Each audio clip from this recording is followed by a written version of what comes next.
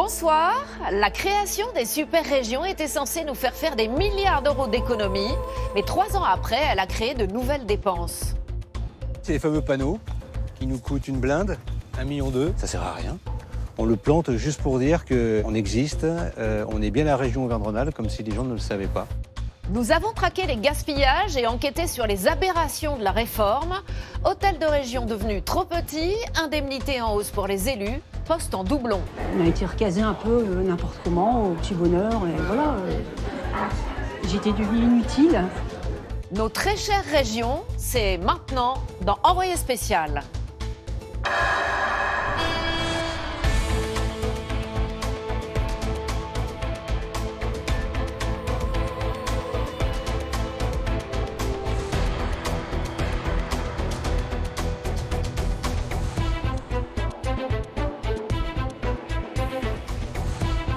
Ce soir, vous découvrirez aussi ces erreurs invraisemblables de la justice qui entraînent la remise en liberté de meurtriers présumés. J'ai vécu plus de 6 mois à Lyon en sachant qu'il était libre, dans la même ville que moi, et que je pouvais le croiser à tout moment.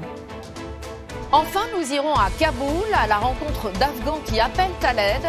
Ils ont travaillé auprès des soldats français. Ils sont aujourd'hui menacés de mort dans leur pays et ils ne comprennent pas que la France refuse de les accueillir.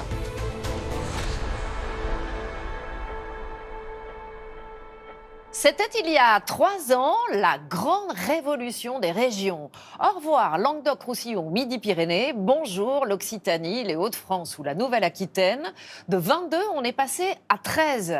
Sur le papier, cette simplification administrative était censée rendre tout plus efficace. Elle devait surtout générer des milliards d'euros d'économies. Mais vous allez voir qu'on est assez loin des promesses initiales, avec des situations aberrantes. Nos très chères régions, c'est un reportage de Paul Gasnier, Donatien Lemaître et Nathalie Edel avec Bangoumi.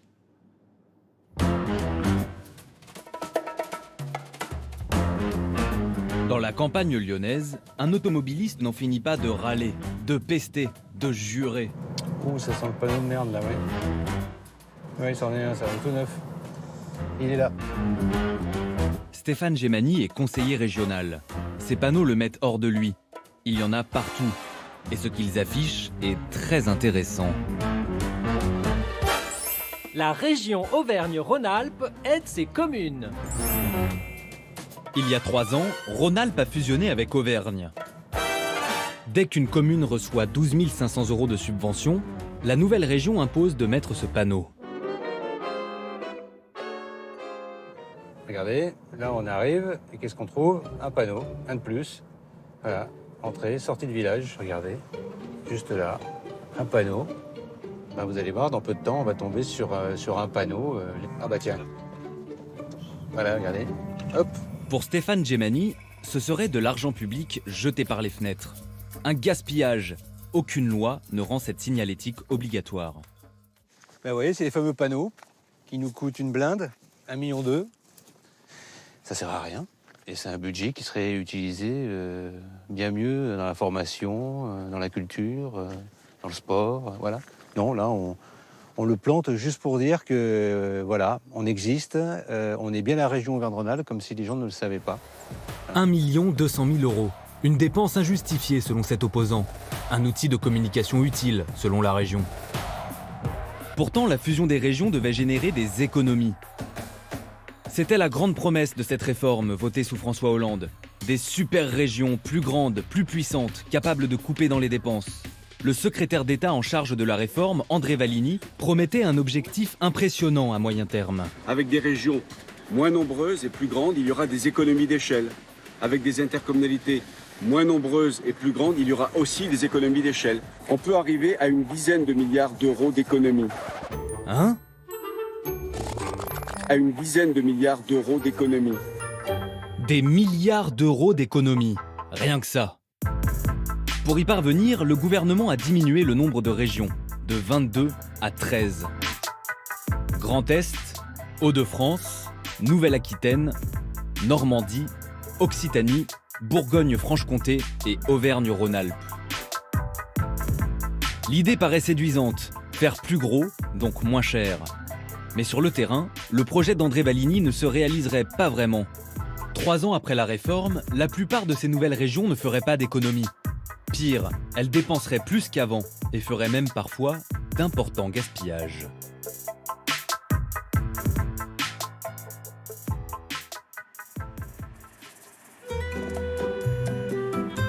Une région plus grande, c'est d'abord des dépenses de déplacement et de bâtiments. C'est le cas en Occitanie. Direction Toulouse.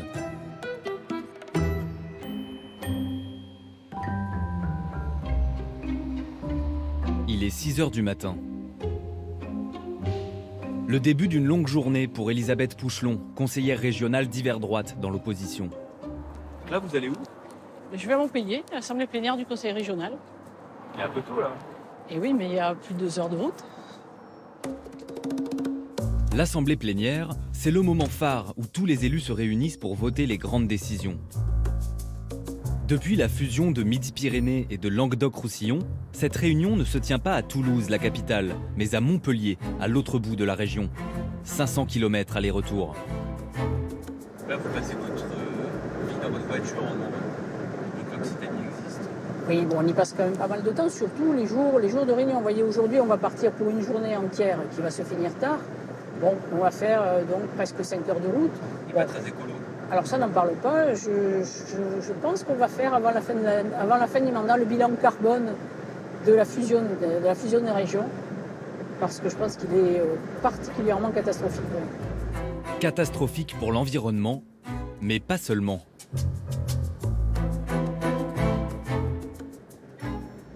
Donc c'est le contribuable qui paye. Bien sûr, oui, c'est sur les fonds destinés au fonctionnement des élus. Chaque kilomètre parcouru lui est remboursé par la région, ainsi que les péages. Occitanie dépense près de 3 000 € par an pour les déplacements d'Elisabeth Pouchelon. Avant, elle n'avait aucun frais. Elle siégeait à Toulouse, la ville où elle habite. Depuis la fusion, les frais de déplacement des 158 élus d'Occitanie ont bondi. Ils atteignent 646 000 € par an, soit 40% d'augmentation. Une région fusionnée, c'est donc plus de kilomètres et plus de dépenses. Mais ce n'est pas tout. À 250 mètres, restez à gauche. Nous arrivons à Montpellier. Surprise, l'élu ne se rend pas à l'hôtel de région, ce temple de verre de 10 000 mètres carrés, un monument bien connu des Montpelliérains. Non, elle s'arrête en périphérie de la ville, dans une zone industrielle. Ah, donc vous n'allez pas à l'hôtel de région? Ah non, là c'est le parc d'exposition. Curieusement, pour réunir les 158 élus, la région loue un hall. C'est bon. Je vais chercher ma place parce que c'est une nouvelle organisation, donc je ne sais pas où je suis. Donc, merci de bien vouloir prendre place. La séance est donc ouverte de l'Assemblée plénière du 20 décembre. Des élus réunis dans un hangar. Drôle d'image. Tout a été monté la veille et sera démonté le soir même. À chaque assemblée plénière, 4 fois par an, il faut réinstaller cet hémicycle éphémère. Et évidemment, cela a un coût. Elisabeth Pouchelon s'est procuré une facture. Elle date de juin 2017. Ce serait la plus salée de ces 3 dernières années. La facture, c'est la mise en place de toute l'organisation ici, c'est-à-dire les aménagements, le sol, les moquettes, les nappes, la vidéo, la sono. Mais le total, voilà, vous l'avez là, 137 170,80 €. Voilà, c'est la facture de la société qui assure l'aménagement du parc des expositions. Et cette somme, c'est le contribuable qui paye? Forcément, parce que c'est sur les frais de fonctionnement de la région, et la région est alimentée par les impôts. Ça représente un gaspillage de l'argent public, mais c'est l'exemple qui montre qu'en fait la fusion n'a absolument pas aujourd'hui mutualisé les coûts, et au contraire on les a multipliés. Aujourd'hui, la région affirme qu'elle dépense en moyenne 100 000 € par assemblée. Mais cette dépense ne serait-elle pas superflue?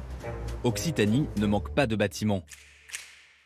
Elle a les 2 anciens sièges avec chacun son hémicycle, un à Toulouse, un à Montpellier. Bon, celui de Montpellier ne peut pas être agrandi. En revanche, celui de Toulouse serait aménageable, selon l'opposition. Alors pourquoi la présidente socialiste de la région, Carole Delga, préfère-t-elle organiser les assemblées ici, avec une facture aussi importante.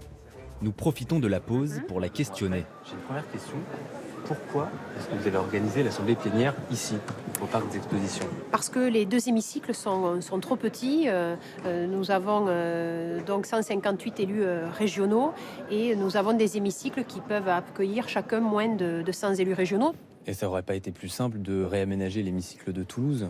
Alors oui, alors franchement, ouais. Alors franchement, vous voyez, ça m'amuse de voir que certains veulent réaménager l'hémicycle de Toulouse pour quelques centaines de milliers d'euros. Alors il y a un mythe, il y a certaines Toulousaines, en particulier de l'opposition, qui sont dans une polémique stérile, qui veulent faire croire qu'avec 3 coups de peinture, avec 2-3 chaises de plus, on aménagerait l'hémicycle.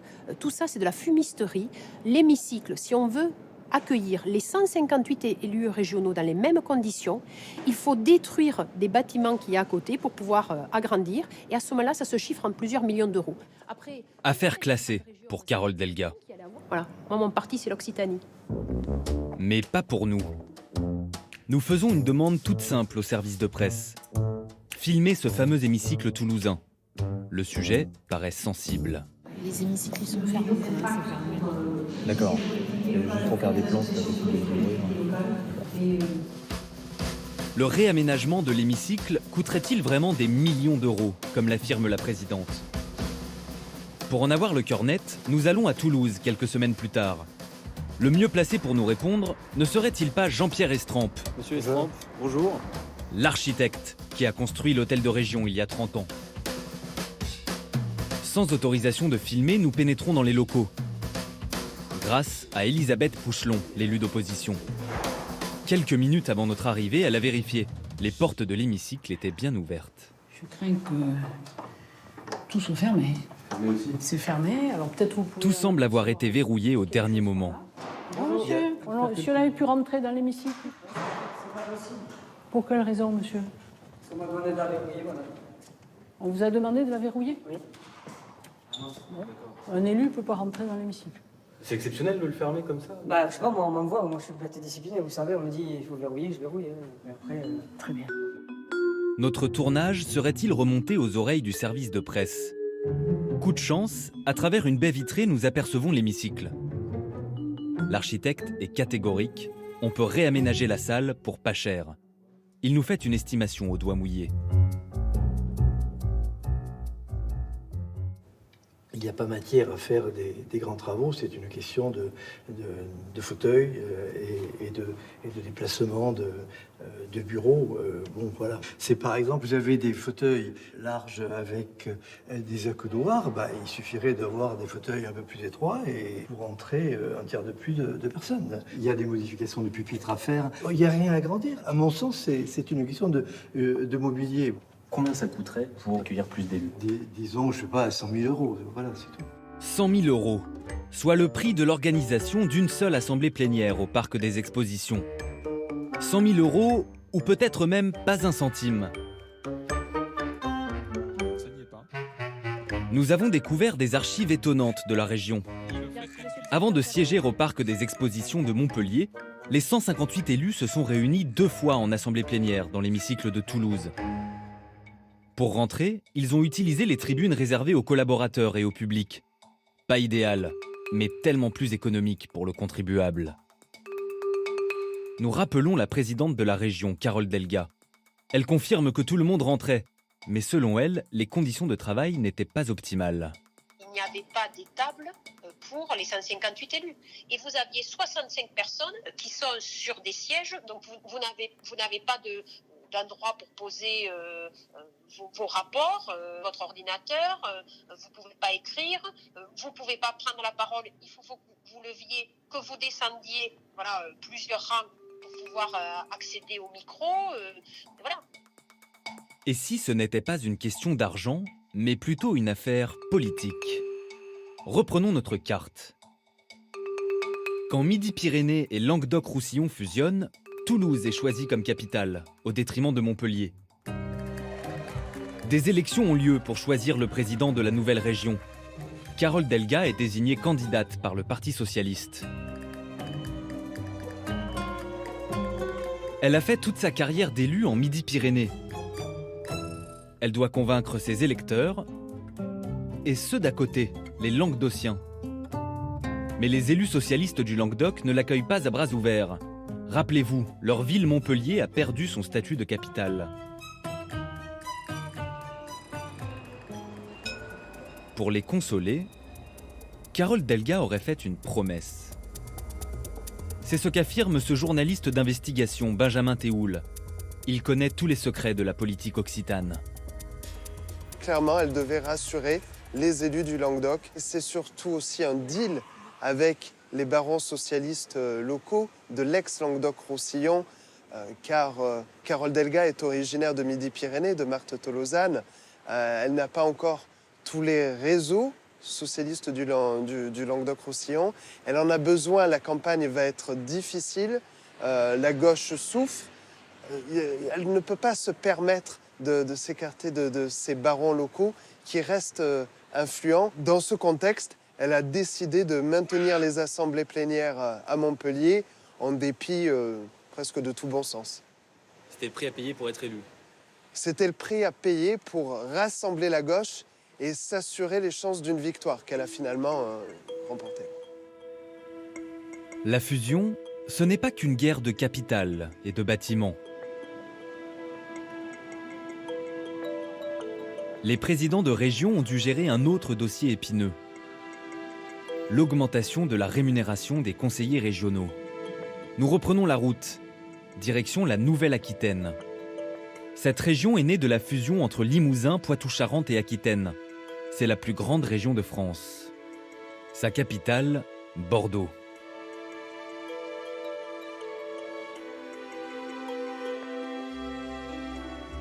Ce matin, c'est l'assemblée plénière.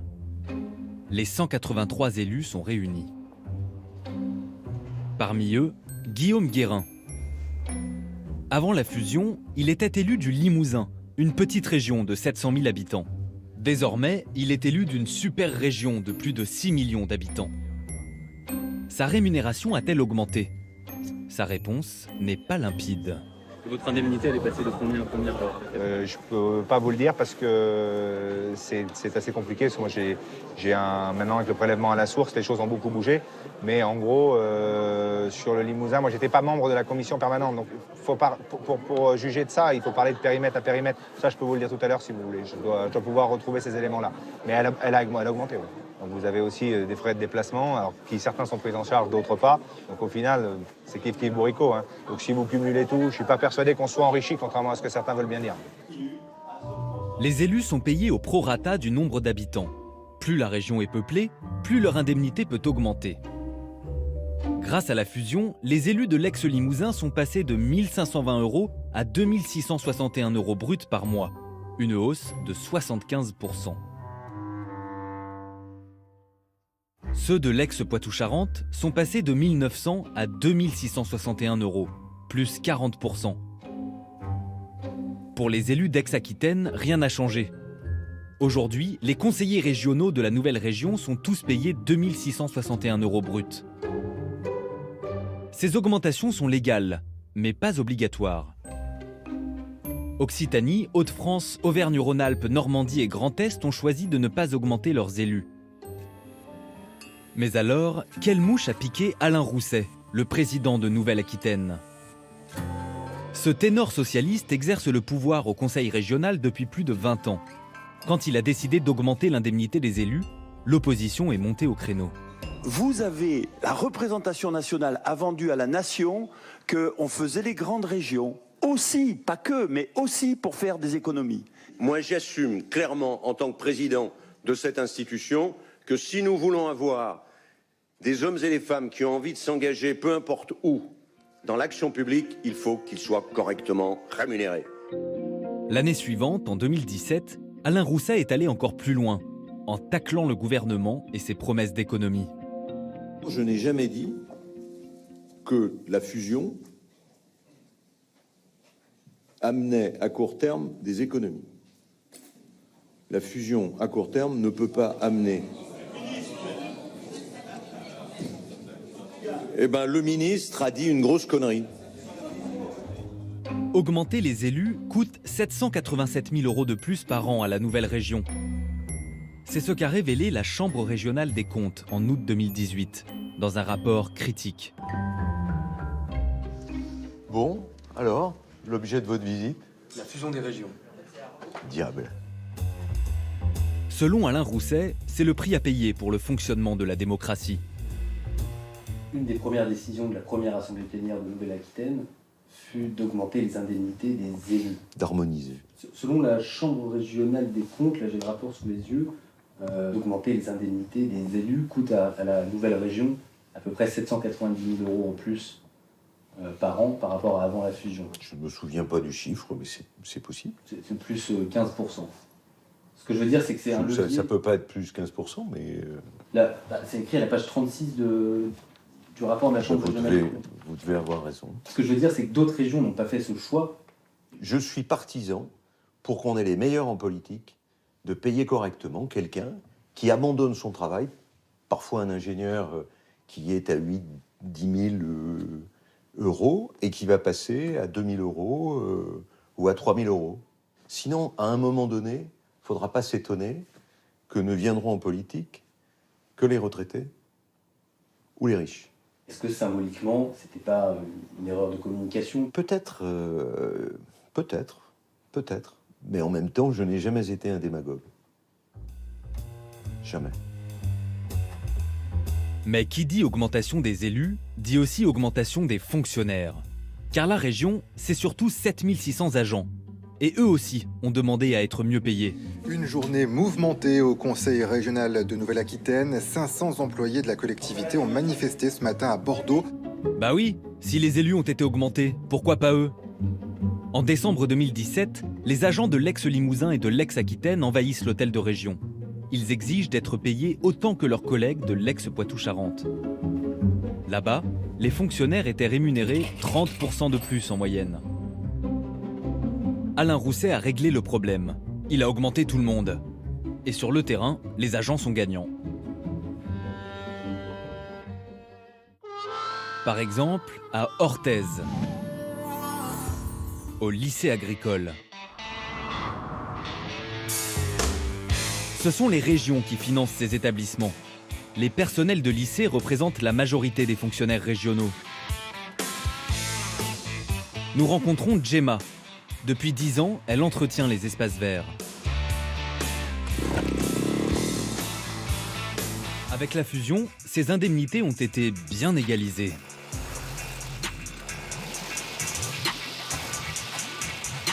Elle nous montre ses fiches de paye, avant, après fusion. En décembre 2015, je percevais un salaire de 1 564,4 € avant la fusion. Et aujourd'hui, en décembre 2018, je perçois un salaire net, 1 646,78 €. Et ça fait à peu près 80 € d'augmentation entre le moment de la fusion et aujourd'hui, en sachant qu'en 2020, on percevra encore 100 € par mois, ce qui donnera avant-après 200 € de plus. Contrairement aux élus, son augmentation se fait progressivement. Alors moi, je suis une gagnante au quotidien, puisque je me considère comme chanceuse d'avoir notamment de travailler pour la Nouvelle-Aquitaine et notamment dans ces beaux établissements que nous avons. Mais mieux payer les agents de la région, ce n'est pas anodin. Selon la Chambre régionale des comptes, cette augmentation a déjà coûté à la région plus de 6 millions d'euros. À partir de 2021, elle coûtera 17 millions d'euros par an aux contribuables. La fusion, c'est donc plus de dépenses pour les fonctionnaires.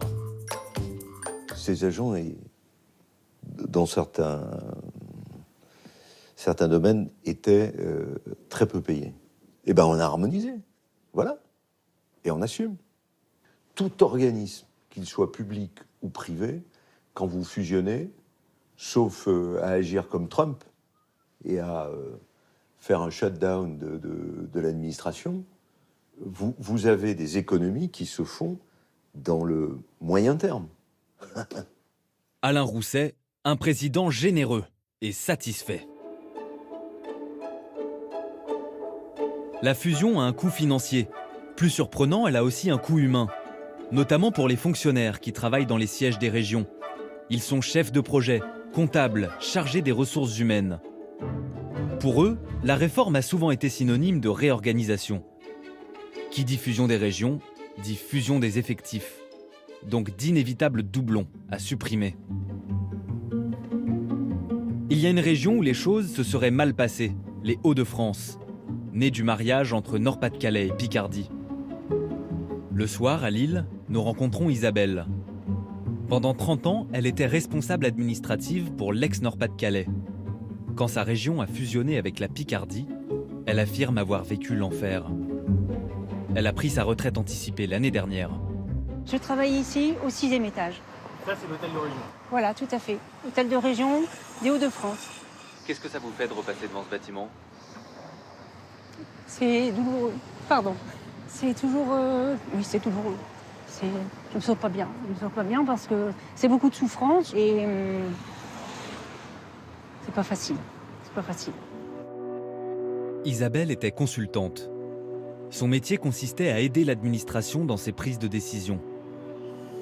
Lors de la fusion, tout l'organigramme a été revu et sa direction a disparu. Moi et puis plein d'autres. De toute manière, on a été recasés un peu n'importe comment, au petit bonheur. Et voilà. J'étais devenue inutile. C'est plus qu'un mal-être. On n'était plus rien. Enfin, je veux dire, notre savoir. Quand vous avez travaillé et que vous n'avez plus besoin de faire vos preuves et de fait, on vous met dans un placard, on vous dit c'est plus la peine, vous ne savez rien faire. Bon, t'es bien là, si jamais demain on avait besoin de toi, on te le dit, on n'hésitera pas à t'appeler et qu'on ne nous appelle pas. Ça va bien un moment. À bout, Isabelle a fait une dépression. Elle affirme ne pas avoir été la seule fonctionnaire dans ce cas. À un moment donné, dans ma direction, il y avait plus de la moitié des personnes qui étaient allées voir le médecin du travail. Parfois en groupe de 5 ou 6 pour dire « j'en peux plus de la fusion ». Je pense que ceux qui ont réorganisé la région se sont dit « qu'est-ce qu'on va faire de tout ce monde ?» En février 2017, le syndicat Sud envoie un questionnaire aux 3000 agents du siège de la région. 95 répondent. Les témoignages racontent des conditions de travail alarmantes. Je suis démotivée, démoralisée et tendue chaque matin. Ce sentiment d'être des parias. Je suis perdu, largué, isolé et surtout démotivé. On se sent ignoré, voire méprisé. Un sentiment de bazar et de confusion. On fait du boulot à la con. Sentiment d'inutilité, manque de confiance et impression d'être juste des bols. Fort sentiment de mépris de la part des élus. L'impression de n'être que des pions. En janvier 2018, une deuxième enquête est publiée par un cabinet indépendant. Elle révèle que les risques psychosociaux restent élevés et que la fusion serait toujours mal vécue par beaucoup de fonctionnaires. Xavier Bertrand, le président des Hauts-de-France, est-il conscient de ce malaise? Nous le rencontrons à Saint-Quentin. Bonjour. Bonjour. Allez, on y va? Il y a un vrai mal-être chez les agents de la région depuis la fusion. Est-ce que vous avez suffisamment accompagné les agents dans cette fusion? Je suis ancien ministre de la Santé. Oui, on doit faire très attention à cela. J'ai des personnes qui sont en charge de la fusion. Ma première vice-présidente est en charge du personnel et de l'administration générale. Moi-même, au mois de février encore, fin février, j'ai reçu pendant plus de 3 heures les différentes organisations syndicales pour voir comment on pouvait améliorer les choses. J'ai moi-même proposé que tous les agents, tous sans exception, c'est-à-dire dans les lycées, puissent aussi être interrogés sur leurs conditions de travail et pour voir comment on devait les accompagner pour la fusion. Mais les agents se plaignent toujours des mêmes problèmes, de la désorganisation totale, des tensions, de la perte de sens, du sentiment d'être placardisé. Je comprends bien l'angle du reportage. C'est ce qui revient tout le temps dans nos échanges avec les agents. Vous inquiétez pas. Je comprends très bien l'angle du reportage. Est-ce que les fusions ont été une bonne chose ou est-ce que ça a été une connerie? C'est une bonne chose. J'en suis intimement persuadé. Est-ce que les agents, ça a modifié leurs habitudes de travail? Évidemment. Évidemment. Est-ce qu'on doit les accompagner? Oui. Est-ce qu'on le fait? Oui ou non? Oui, on le fait. Réorganisation, rémunération des élus et des fonctionnaires, déplacements, bâtiments. Avec tous ces problèmes, la plupart des grandes régions n'ont pas réussi à faire d'économies. Selon les chiffres du ministère de l'Intérieur, entre 2015 et 2017, les dépenses de fonctionnement sont en hausse dans 6 régions fusionnées. Seule Auvergne-Rhône-Alpes a réussi à les diminuer. Ces dépenses augmentent en partie à cause de la fusion, mais pas seulement. La réforme a confié aux régions de nouvelles compétences. Mais alors pourquoi le secrétaire d'État André Vallini nous a-t-il promis des milliards d'euros d'économies sur le perron de l'Élysée? À l'époque déjà, cette déclaration suscitait le sarcasme de certains journalistes. bienvenue André Valigny, bonjour. Bonjour. Quelle couleur vous préférez pour le mur? Pour le mur, quel mur? Comment quel mur? Le mur sur lequel votre réforme territoriale va se fracasser. D'abord, elle ne va pas se fracasser. Et des experts disent que, en ricanant, que vous exagérez, que vous survendez la réforme en faisant miroiter des économies exagérées. C'est combien? 5%, ce n'est pas énorme. 5% Ça ferait, de 250 milliards, ça fait 12 milliards. Si on n'est pas capable en France, en 4 ou 5 ans, d'économiser 5% sur 250 milliards d'euros, il faut arrêter de faire de la politique. Lui, il n'a pas arrêté la politique. Après avoir quitté le gouvernement, André Valigny est redevenu sénateur de l'Isère. Au palais du Luxembourg, nous l'avons retrouvé. Bonjour monsieur Valigny. Bonjour. Merci de nous recevoir. Je vous en prie.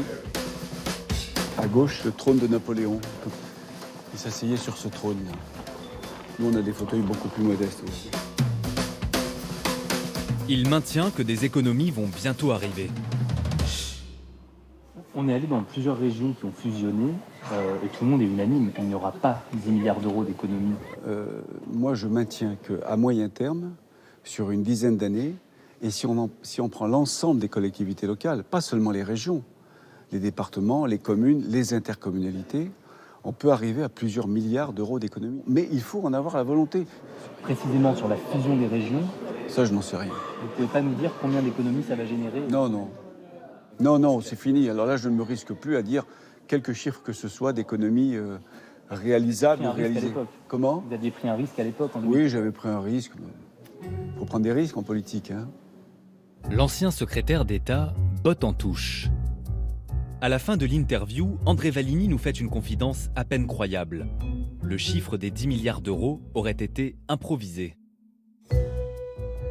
Le chiffre des 10 milliards, là, il m'a été indiqué par mon directeur de cabinet, directeur général des collectivités locales à l'époque, Serge Morvan, qui avait fait un calcul simple, que je peux vous refaire si vous voulez. J'étais en interview avec Le Figaro. Le Figaro m'interroge sur les économies qu'on pouvait attendre à moyen terme de cette réforme. Je me tourne vers Serge Morvan. Il me dit, c'est simple, entre 5 et 10% de 250 milliards, ça fait entre 12 et 25 milliards. J'ai trouvé le chiffre important, mais le calcul m'a séduit. Si on ne peut pas faire... C'est au doigt mouillé quand même. Comment? C'est au doigt mouillé. Oui, c'est au doigt mouillé, bien sûr. Il est prof de maths. Mais bon, là, il l'a fait rapidement. Mais c'est sorti comme ça. Et moi, j'ai dit ça au Figaro. C'était pas un coup prémédité de com, pas du tout. Et pourtant, ça a été répété après. Ah bah oui, parce que le Figaro a titré. Non, mais vous l'avez répété. J'étais obligé d'assumer.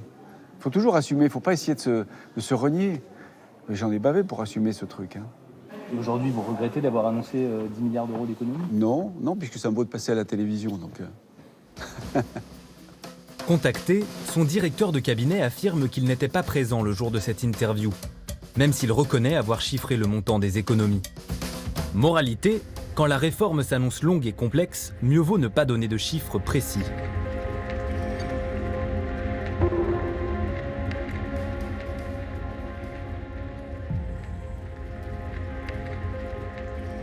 Des criminels présumés en liberté en France, c'est inimaginable, me direz-vous.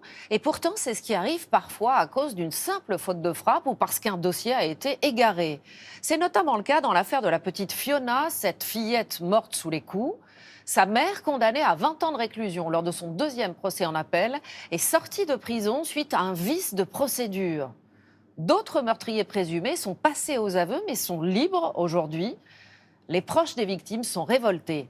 Quand la justice se trompe, c'est une enquête signée Alice Gauvin, Pauline Juvigny, Soigny Thiebaud et Soline Braun. On en parle juste après avec la ministre de la Justice.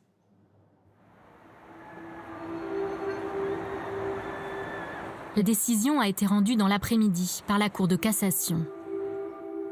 Dans quelques minutes, les portes de la prison vont s'ouvrir sur une détenue pourtant condamnée à 20 ans de réclusion criminelle.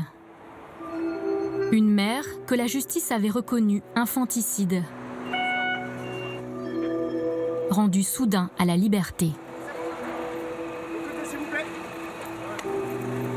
Montez juste au trottoir, s'il vous plaît.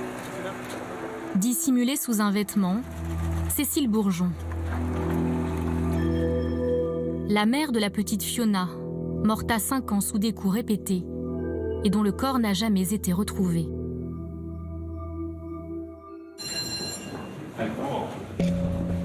Cécile Bourgeon doit sa libération inattendue à une erreur de procédure lors de son procès en appel, en février 2018, devant la cour d'assises de Haute-Loire. Quelques mots oubliés dans la retranscription d'une décision du juge ont suffi à faire annuler sa condamnation à 20 ans de prison.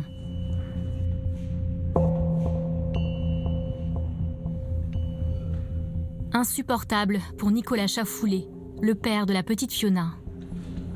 Il s'était séparé de la mère de l'enfant quelques mois avant les faits et attend depuis 6 ans que justice soit rendue à sa fille.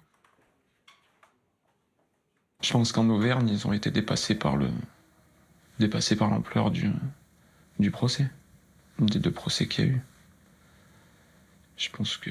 Après, c'est mon opinion, je pense qu'ils n'étaient pas prêts à juger ça.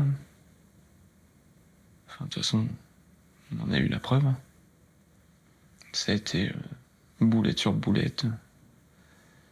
Mais le problème, c'est les gens qui le vivent, c'est la vie de quelqu'un. Mais ça, je vous dis, pour eux, c'est que leur boulot. Comment la justice peut-elle commettre des erreurs si graves qu'elles conduisent à relâcher des condamnés aux plus lourdes peines? Cécile Bourgeon n'est pas un cas isolé. Sous pression, confrontée à un manque de moyens, magistrats et greffiers font régulièrement des erreurs.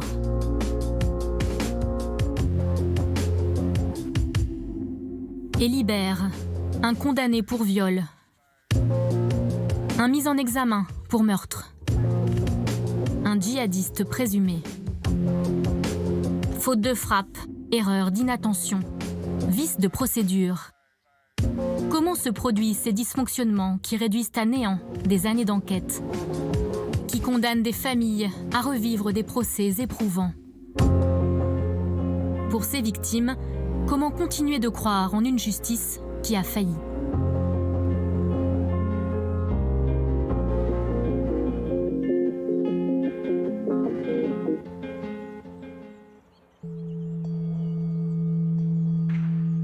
L'affaire Fiona a commencé un dimanche de mai 2013.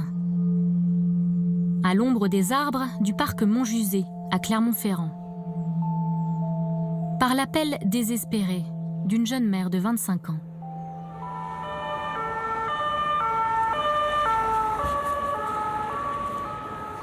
N'importe qui voit Fiona, n'importe qui a Fiona, ben voilà, qui nous la ramène. Qui nous la ramène, c'est tout. Tous ceux qui peuvent nous aider, c'est vraiment un appel au secours.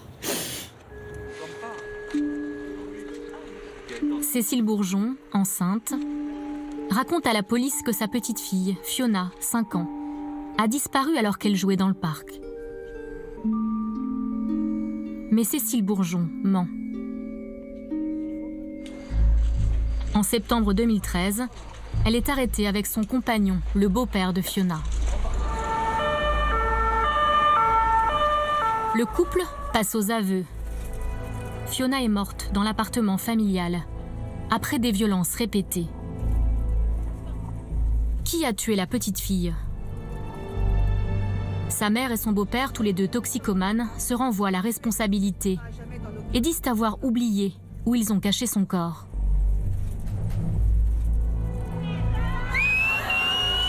Lors d'un premier procès en 2016, seul le beau-père de Fiona est reconnu coupable d'avoir battu à mort la fillette. C'est lors de l'appel, 2 ans plus tard, que va être commise l'erreur de procédure favorable à Cécile Bourgeon. Ce nouveau procès s'ouvre en janvier 2018 au Puy-en-Velay, dans une ambiance délétère. Pour le père de Fiona, c'est la dernière chance de connaître la vérité sur la mort de sa fille.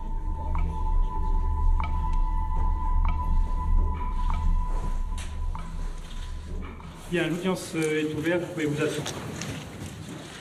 Ça a été 15 jours extrêmement rudes.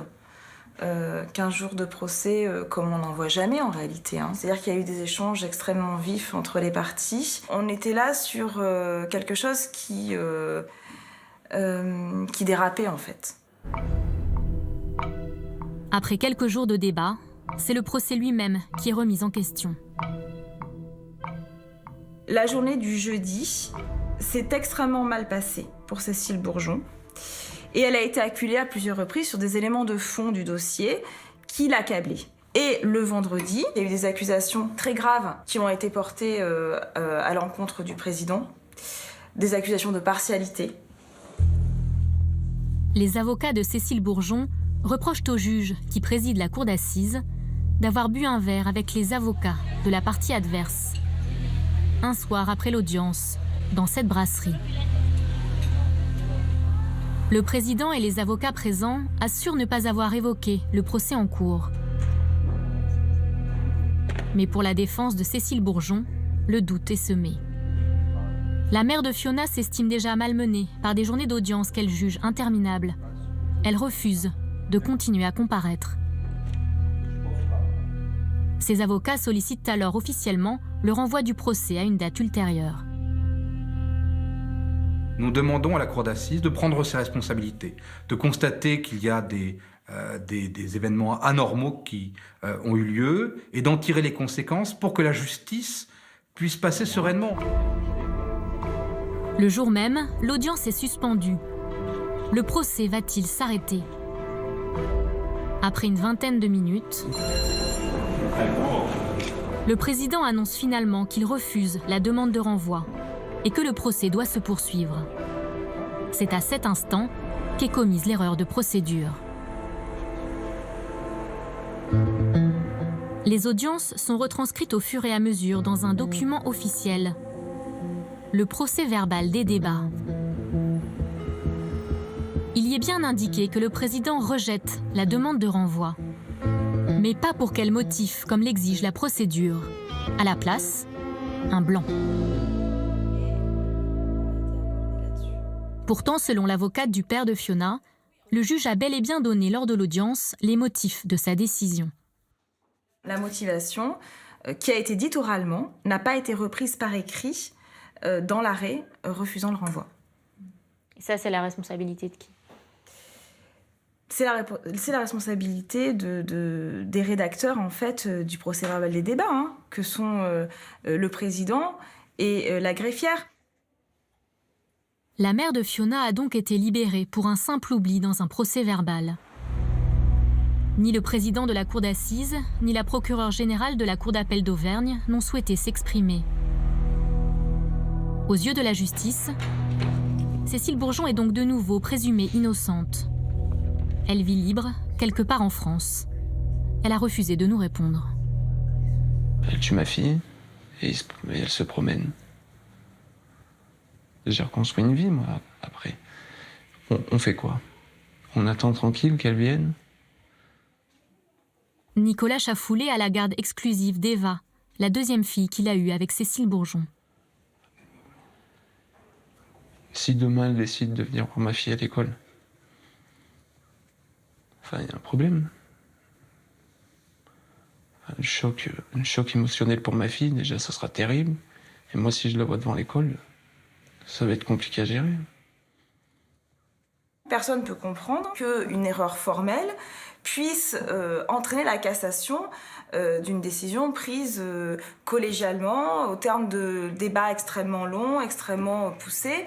C'est quelque chose qui est intellectuellement absurde.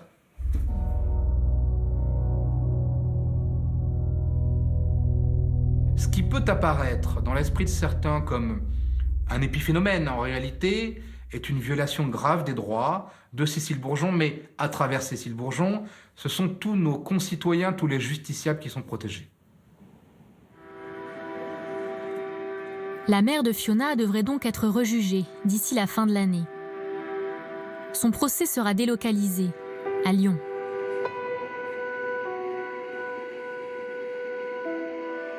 Pour Nicolas Chafoulé, ce sont plusieurs mois encore à vivre en suspens, avant que de nouveaux magistrats rouvrent le dossier Fiona. Le prochain procès, il faudra qu'il montre de quoi ils sont capables, vraiment. Mais non, Enfin, là, on n'est pas dans une affaire de... Là, c'est pas du shit ou du cambriolage ou des conneries dans ce genre. Là, c'est quand même... Derrière, là, il y a la mort d'une petite fille, de Fiona. Donc, qu'est-ce qu'ils font, en fait? Qu'est-ce qu'ils font? Alors, ils sont tranquilles, hein. Le soir, ils rentrent chez eux, ils ont leurs enfants. Leur vie rentre dans l'ordre, normal. Mais la réalité des faits, c'est que derrière, il y a la vie d'autres personnes. Vous avez l'impression de ne pas beaucoup compter, vous, les parties civiles? Les parties civiles, vous êtes rien. Dans les dossiers comme ça, vous êtes rien du tout. Vous êtes juste bon à vous faire mâcher, en fait. Ils vous mâchent, ils vous brisent, ils vous cassent. Vous vous êtes senti trahi par la justice? C'est pas moi qui suis trahi par la justice. C'est ma fille. C'est Fiona.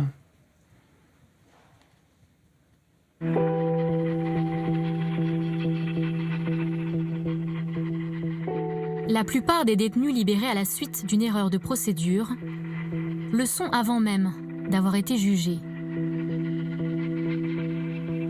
Alors qu'ils avaient été placés en détention provisoire dans l'attente de leur procès. Pour ne pas qu'ils récidivent, pour être sûr qu'ils se présentent à l'audience.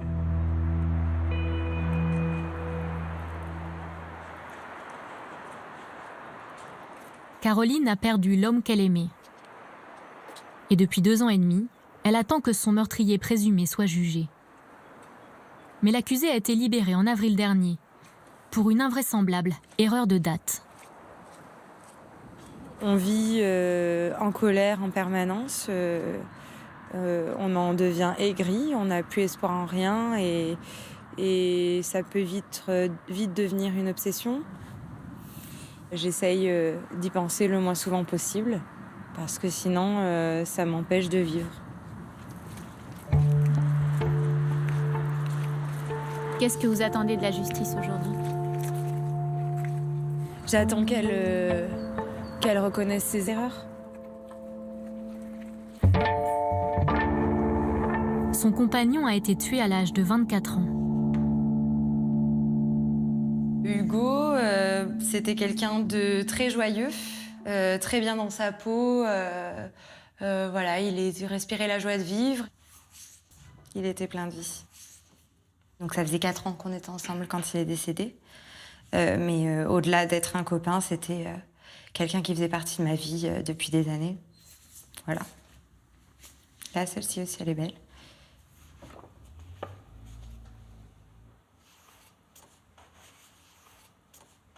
Hugo a été tué d'un coup de couteau à la sortie d'une boîte de nuit à Lyon en octobre 2016. Après une dispute avec des inconnus. Son meurtrier présumé s'est rendu quelques heures plus tard à la police. Placé en détention provisoire dans l'attente de son procès pour meurtre, il est relâché 1 an et demi après la mort de Hugo. Comment expliquer cette libération imprévue? En France, la détention provisoire est extrêmement réglementée. Après une première année de prison, elle doit être renouvelée tous les 6 mois, au jour près, par le juge des libertés et de la détention, le JLD. Dans l'affaire de Hugo, la date de l'incarcération du meurtrier présumé a été écrite à la main sur son dossier. C'est ici qu'est survenue l'erreur. Nous avons découvert qu'au cabinet du JLD, le juge ou son greffier a lu 30 octobre 2016 au lieu de 3 octobre. Une erreur de lecture qui a engendré une erreur de calcul. La détention provisoire du meurtrier présumé a expiré avant d'avoir pu être prolongée. Il a donc automatiquement été libéré le 3 avril 2018. Caroline l'a appris par son avocat. J'ai été en état de choc, très mal. Voilà, sidérée. J'ai tout de suite évidemment demandé quand est-ce qu'il allait être reconvoqué pour être de nouveau emprisonné, hein, puisque honnêtement, ça m'a pas effleuré l'esprit que ça se passe autrement. Et là, mon avocat m'a expliqué que lorsqu'une détention provisoire est levée, tant qu'il n'y a pas de procès, elle ne peut pas être remise. Donc il n'y aurait pas de convocation et que le meurtrier serait libre jusqu'à son procès. Pour tout vous dire, mon premier réflexe a été de dire je m'en vais d'ici, je change de pays. Je voulais déménager, j'avais un dégoût profond pour cette justice en qui je faisais vraiment confiance. Voilà, moi je suis jeune, je crois encore aux institutions, voilà, peut-être naïvement. Et là j'ai été réellement dégoûtée, en fait, révoltée. Vraiment révoltée.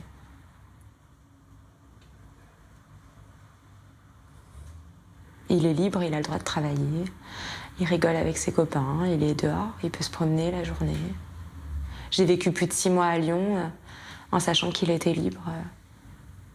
Comme moi, dans la même ville que moi, et que je pouvais le croiser à tout moment. Caroline a déménagé depuis. Elle vit désormais avec la crainte que le meurtrier présumé ne se présente pas à son procès. Un risque dont a aussi conscience l'institution judiciaire. Fait exceptionnel, l'avocat de la famille de Hugo a reçu une lettre d'excuse de la procureure générale de Lyon. Je vous demande de transmettre à vos clients, parents et fiancés de monsieur Hugo l'expression de mes profonds regrets suite au dysfonctionnement judiciaire qui les plonge légitimement dans l'incompréhension et l'assurance de l'engagement de mon parquet général et de moi-même en faveur d'un suivi et d'un traitement priorisé du dossier signé la procureure générale. Voilà, c'est la seule nouvelle qu'on a eue depuis la libération. Et donc c'était en avril ? C'était le 10 avril 2018. Donc sur cette lettre, comme on peut le voir, elle nous dit qu'elle fera tout pour que l'audiencement ait lieu avant la fin de l'année. Et nous sommes en 2019 et nous n'avons toujours pas de date. Sollicitée, la procureure générale de Lyon n'a pas souhaité s'exprimer devant notre caméra. Il y aura bientôt 1 an que le meurtrier présumé de Hugo a été relâché. Là, pendant cette période de liberté qui n'aurait pas dû avoir lieu, il va peut-être avoir un enfant, il va peut-être trouver un CDI, il va peut-être pouvoir amener un courrier d'un employeur qui va dire que c'est un employé exemplaire. Et du coup, pour la peine, peut-être que ça va influencer les choses, puisqu'on va se dire, alors là, c'est un monsieur quand même qui a un travail, c'est un monsieur qui a un enfant, qui est père de famille. Est-ce que ça va pas plus freiner son insertion de le mettre en prison pour une longue durée, plutôt que si on le met en prison pour une petite durée? C'est totalement injuste, en fait. Ça fausse totalement les choses.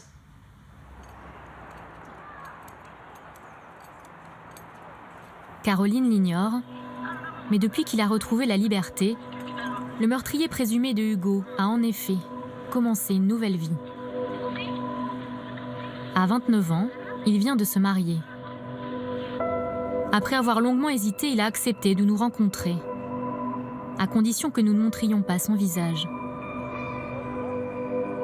Pour lui aussi, sa libération a été une surprise. J'étais en train de discuter en fait tout simplement avec mon co-détenu. Au moment où sans crier garde, en fait, le surveillant a ouvert la porte et m'a juste annoncé que j'étais libérable. Et en fait, quand il m'a dit ça, ouais, j'ai eu peine à y croire. J'ai dû le lui faire répéter au moins 5 fois pour être sûr qu'il s'agissait bien de moi. Je lui ai demandé même à voir les papiers qu'il avait eus, stipulant que je devais sortir, parce que pour moi, c'était invraisemblable. C'était invraisemblable. En fait, je ne voyais pas comment j'aurais pu être en mesure de sortir alors qu'on n'avait fait de notre côté aucune démarche pour ça. J'avais aucunement l'intention de demander ma libération parce que c'était dans l'ordre des choses, je veux dire. C'était mérité. C'était mérité et je devais y rester jusqu'au procès.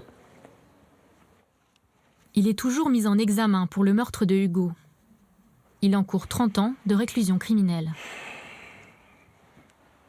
Est-ce que vous avez eu la tentation de vous enfuir?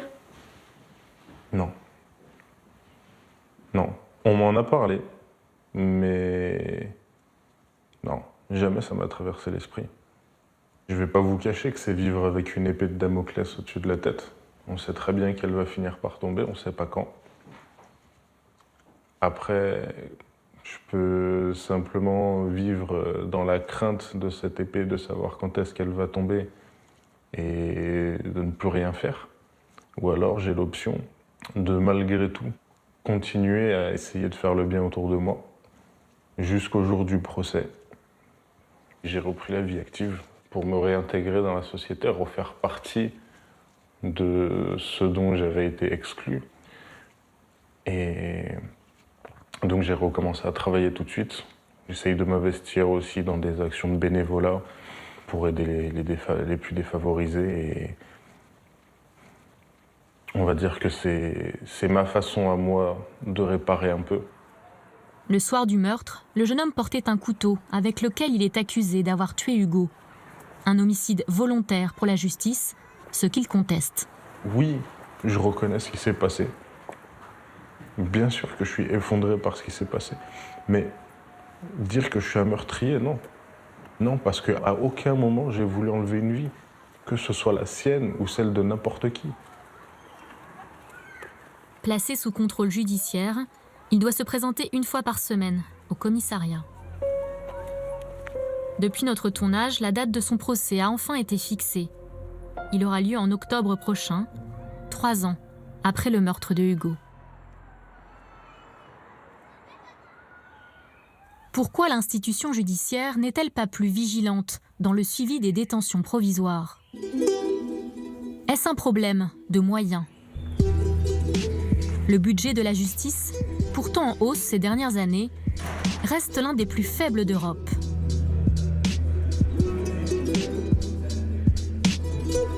Est-ce un problème de personnel? Les tribunaux sont surchargés, magistrats et greffiers en sous-effectif chronique.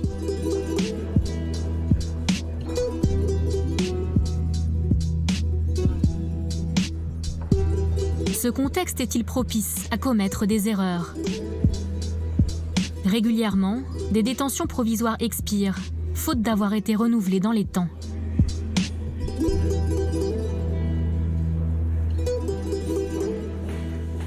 Ce sont les juges d'instruction qui sont chargés de veiller sur ces délais. Là, vous aurez le temps de faire ça. Lucie Delaporte fait partie de l'Association française des magistrats instructeurs. Ok. Est-ce que je peux donner une copie du coup à l'avocat? Oui, parce que je pense qu'on n'entendra pas la partie civile là, dans ce dossier. Donc, D'accord. Elle a accepté de nous expliquer comment sont encadrées les détentions provisoires. Dans son cabinet, comme chez de nombreux juges d'instruction, un étonnant tableau métallique, le planning de suivi des incarcérations. Chaque petit carton représente un détenu. oui, c'est ça. Un détenu dans une procédure. Rouge pour les criminels, rose pour les délinquants. La fiche de chaque détenu est placée à la date où sa détention provisoire expire. Ça peut paraître un peu désuet comme système. Alors, je comprends que ça puisse paraître un peu désuet comme système, mais ça me permet en fait, tous les jours en arrivant au cabinet ou ma greffière, de voir quelles vont être les détentions provisoires du mois que j'envisage ou pas de prolonger. Là, on est en début janvier. Hop, début janvier, on va se saisir de la question de la détention provisoire qui arrive à expiration le mois d'après. Les juges d'instruction disposent également d'une alerte sur leur ordinateur. Elle s'affiche en rouge, 20 jours avant l'expiration de la détention provisoire. Grâce à un logiciel baptisé Cassiopée, qui fait la fierté du ministère de la Justice. Il présente pourtant des lacunes. Pour prolonger l'incarcération d'un détenu, la juge d'instruction doit demander au logiciel de générer une demande officielle auprès du JLD. Lucie Delaporte réalise une simulation pour notre tournage. Je vais saisir le juge des libertés et de la détention. Donc ça va être pour un renouvellement de ma détention, prolongation de ma détention provisoire, validé et édité. Là, qu'est-ce qu'on constate? Bon, c'est dommage, on saisit pour la prolongation de la détention provisoire de Monsieur Bidule Truc. Mais si vous regardez cette première page, vous ne connaissez pas là automatiquement la date du mandat de dépôt. La date du mandat de dépôt, c'est-à-dire de l'incarcération du détenu. Un élément crucial, c'est à partir de cette date précise que tous les délais sont calculés. Ensuite, la demande n'est pas transmise via le logiciel, mais sur une feuille de papier. Donc une fois que j'ai édité mon document indiquant au juge des libertés de la détention que je veux le saisir, je vais mettre le document dans la petite pochette de transmission. Ensuite, je vais lui apporter. Donc là, ni sur le document que vous avez édité, ni sur la pochette, c'est marqué la date du mandat de dépôt. Alors là, j'ai pas marqué moi-même la date du mandat de dépôt, mais sur la pochette, généralement, je le mentionne. À la main. Donc. À la main. Un usage qui peut être source d'erreur. C'est exactement ce qui est arrivé dans l'affaire de Hugo. Et dans combien d'autres? Il n'existe pas de statistiques sur ces remises en liberté accidentelles de prévenus.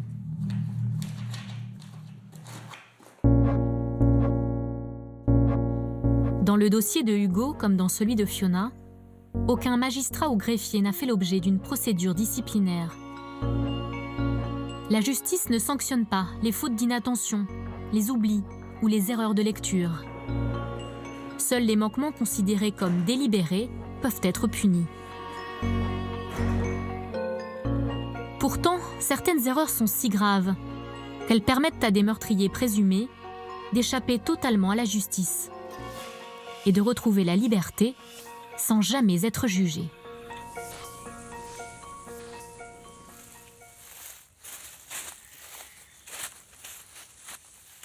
C'est le cœur lourd que Rachida et Nawel se rendent désormais dans ce petit bois du Beaujolais, où enfant, elles venaient cueillir du muguet.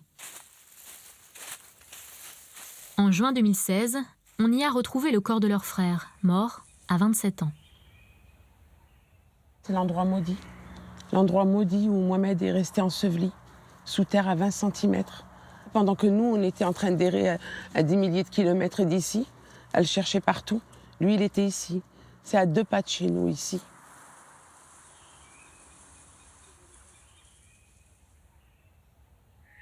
Leur frère Mohamed a disparu un soir de décembre 2001. Rachida et Nawel l'ont cherché pendant 15 ans, avant d'apprendre qu'il avait été tué.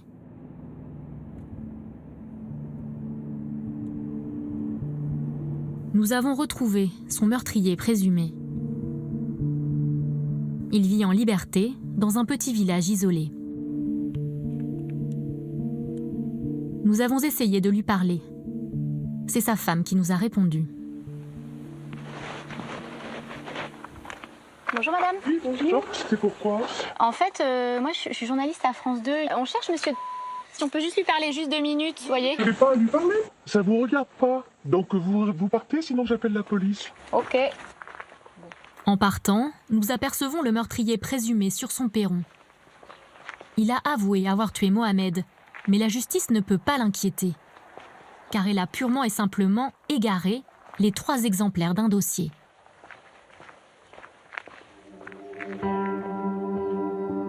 Comment un tel dysfonctionnement a-t-il pu se produire? Le crime a été découvert en 2016. Après avoir été dénoncé à la police, un père et ses 2 fils reconnaissent que Mohamed est mort dans leur appartement, le soir même de sa disparition, en décembre 2001. Au cours d'une dispute à propos d'un Walkman que le jeune homme leur aurait volé. Le père a commencé par mettre un coup de poing à Mohamed, qu'il a assommé.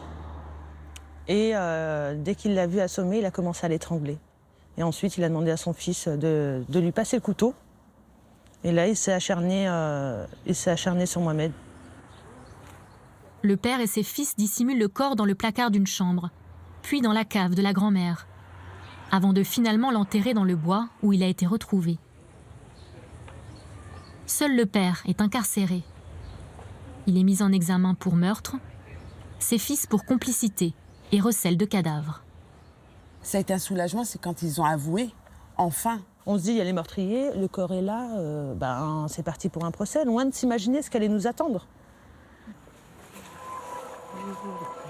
En France, à l'époque, les meurtres sont prescrits au bout de 10 ans, si aucun acte de procédure n'est effectué entre-temps. Heureusement, alors qu'elle recherchait Mohamed, sa famille avait obtenu l'ouverture d'une enquête judiciaire. En 2008, où nous avons été écoutés dans ce commissariat de police, où nous avons été dirigés pour porter plainte pour une disparition inquiétante. Et cette disparition est arrivée sur le bureau du procureur qui, lui, a demandé à faire des investigations. Donc, nous avons été entendus, mes parents ont été entendus par un inspecteur de police, ainsi que moi-même. Grâce à cette procédure de 2008, le meurtre de Mohamed n'est donc pas prescrit. Mais au moment des aveux du meurtrier présumé, problème. Personne au palais de justice de Villefranche-sur-Saône ne retrouve ni l'original du dossier, ni ses 2 copies. Une aberration pour l'un des policiers qui a enquêté en 2008 sur la disparition de Mohamed. Je me rappelle avoir auditionné au moins une personne de la famille. Je me rappelle bien d'avoir auditionné un témoin qui a fait que cette procédure est partie à Châlons. Pour les besoins de l'enquête, le dossier original avait en effet été transmis au commissariat de Chalon-sur-Saône. À ce que je sache, moi, il n'y avait que 3 exemplaires de cette procédure. Donc 2 qui ont été envoyés à Châlons et le 3e qui a dû rester à Villefranche, mais qui a dû être détruite au bout d'un certain temps, je crois que c'est 5 ou 6 ans. Le temps réglementaire de conservation des documents administratifs. Le gros problème, c'est que la copie conforme et l'original est disparu. Ça n'arrive jamais, ça je sais pas. Moi je peux pas vous l'expliquer. Conséquence, la justice déclare le meurtre de Mohamed prescrit. Bonjour maître. S'il n'y a pas de dossier, il n'y a pas de procès, malgré les aveux. Une décision incompréhensible pour la famille et son avocat. Imaginons un seul instant qu'il y ait une récidive, il faudra l'assumer ça. Du côté de la famille Abdelhadi, on sait parfaitement de quoi sont capables ces gens-là. Le dossier le montre aussi. Et l'institution judiciaire le sait. Qu'est-ce qu'on dira aux prochaines victimes? On ne savait pas? La Cour de cassation a le pouvoir de lever la prescription et d'ordonner un procès. Si elle refuse, la famille pourra poursuivre l'État pour déni de justice. Mais l'homme qui a avoué avoir tué Mohamed restera lui à jamais en liberté.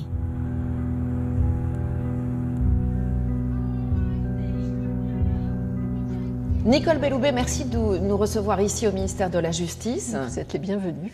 Bien sûr, vous ne pouvez pas réagir en tant que garde des Sceaux aux affaires précises que nous évoquons dans ce reportage, mais de manière plus globale, comment vous expliquez ces erreurs et surtout comment vous les qualifiez ?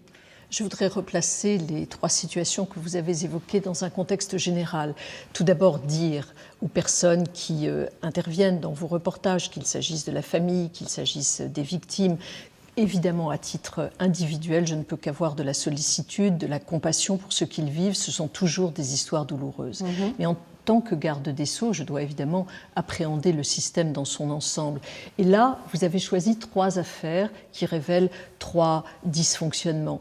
Mais ce sont 3 affaires sur 540 000 jugements qui sont rendus chaque année par les tribunaux correctionnels en matière pénale et 2000 affaires qui sont rendues par les cours d'assises en matière criminelle. Ce que je dirais juste pour terminer, c'est que si dysfonctionnement il y a eu, il faut absolument que nous y apportions des réponses, soit en termes systémiques, soit évidemment des réponses individuelles. Alors, vous dites que c'est en gros, ce sont des affaires qui sont minimes par rapport à la réalité de la justice en global est essentiel. Mais on a essayé d'avoir des chiffres auprès de votre ministère, je vous le dis très franchement, pendant des semaines, par exemple sur le renouvellement de la détention provisoire, qui est un vrai problème.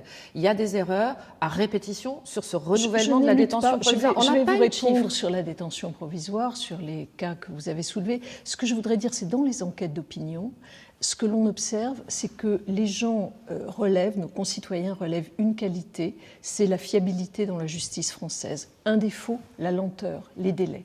Pour répondre à votre cas particulier sur les détentions provisoires, il arrive qu'il y ait des erreurs, bien entendu. Et récemment encore, à Paris, nous avons eu une affaire qui a entraîné de ma part une enquête de l'inspection de la justice pour comprendre comment les choses s'étaient passées. Vous parlez d'un djihadiste présumé qui a été libéré au moment de sa détention provisoire. Effectivement, ce cas-là. Donc, évidemment, j'ai réagi en demandant ce que je vous disais à l'instant, une enquête de l'Inspection générale de la justice. Le résultat, c'est que nous nous sommes aperçus que des processus qui génèrent des alertes automatiques n'étaient pas suffisamment utilisés. Les choses, depuis, ont été reprises en main et nous avons mis en place ces systèmes informatiques qui nous permettent d'avoir des alertes automatiques. Alors, on va revenir sur ce système Cassiopée, ce système informatique, mais sur cette affaire très précisément, vous avez demandé une enquête. Il n'y a pas eu de sanction. Vous n'avez pas saisi le Conseil supérieur de la magistrature. C'est-à-dire qu'il peut y avoir une erreur très grave. Pardonnez-moi, je finis ma question, mais il peut y avoir une erreur très grave concernant un djihadiste présumé qui se retrouve en liberté. Il n'y a pas de sanction vis-à-vis des magistrats.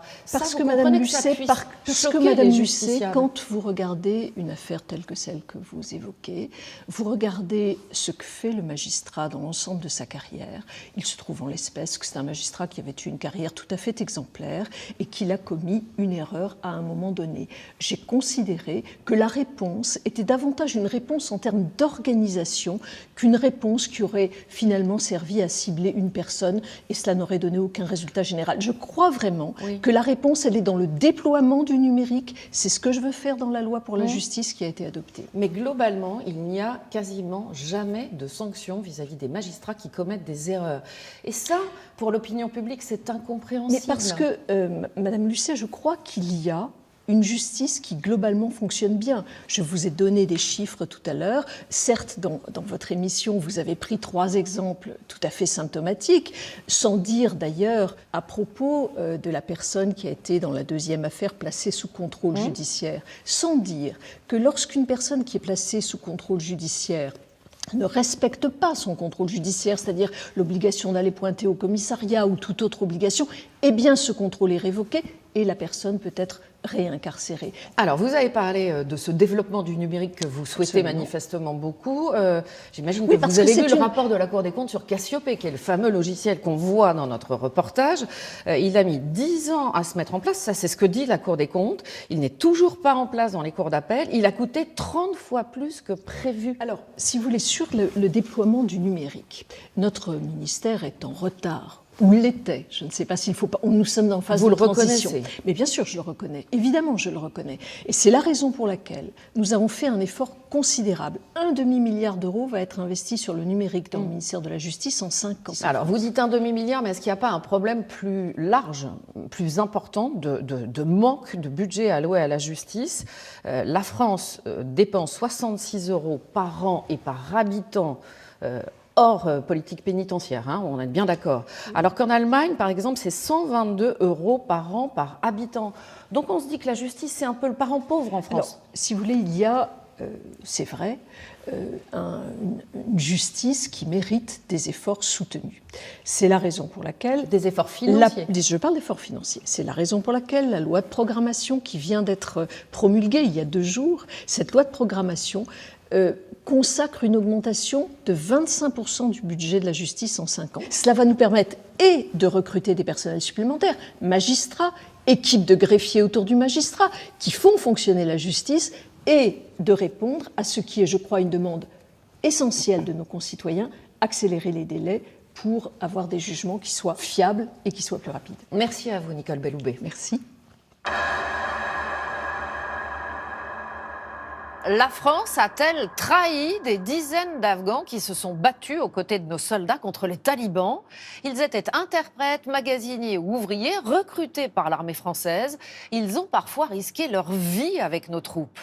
Ils sont aujourd'hui menacés de mort dans leur pays, accusés de trahison par les islamistes radicaux. Et ils demandent un visa pour démarrer une nouvelle vie en France. Certains l'ont obtenu, d'autres pas. Alors ceux qui restent en Afghanistan se sentent abandonnés. Les oubliés de Kaboul, c'est un reportage signé Laura Aguirre de Carcer, Alexis Jacquet et Nils Montel.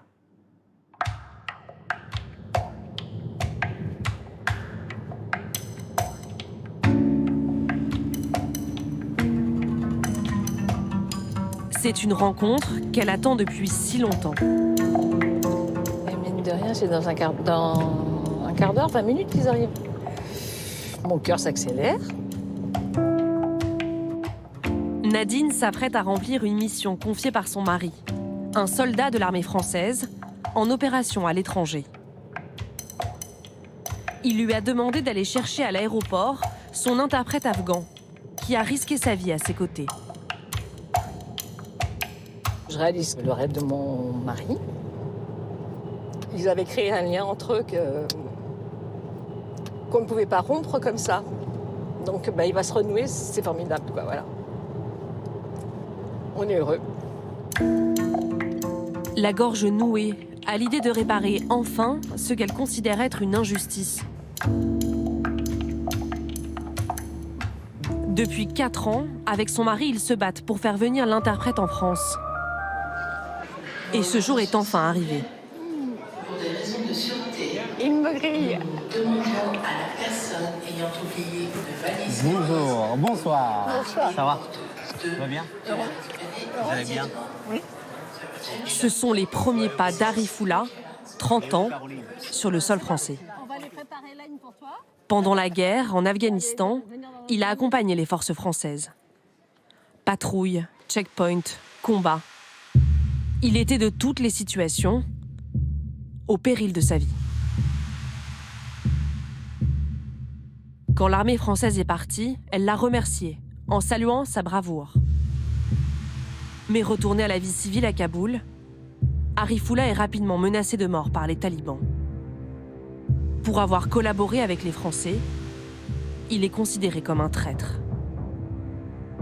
Depuis 4 ans, il vit dans la peur d'être assassiné. En arrivant en France, il se sent enfin en sécurité. C'est fini, on n'est plus caché, on n'est plus au danger, on vit en sécurité. Donc c'est une nouvelle vie pour moi, pour mes petits-enfants, pour ma femme. Donc c'est un jour qu'on attendait depuis 4 ans en fait. Donc j'espère que normalement tout est changé pour nous. Il fallait qu'il vienne en France, qu'il ait tout. Tu étais méritant, tout. Donc il n'y a pas de raison que tu ne sois pas avec nous. Ma grande-fille, Dunia. Arifoula fait partie des 228 Afghans que la France a rapatriés avec leur famille.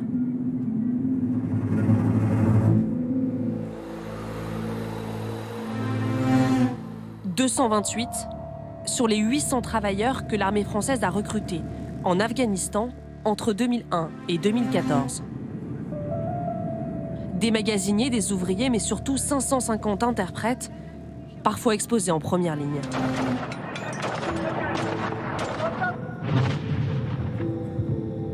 Aujourd'hui, ceux qui sont restés en Afghanistan craignent pour leur vie.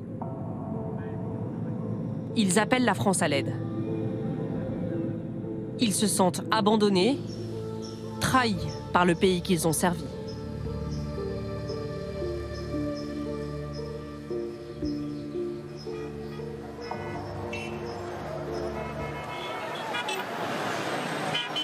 À Kaboul, ces anciens combattants sont devenus des cibles. Ils vivent le plus discrètement possible, dans la crainte d'être retrouvés par les talibans. Leur passé a fait d'eux des fantômes.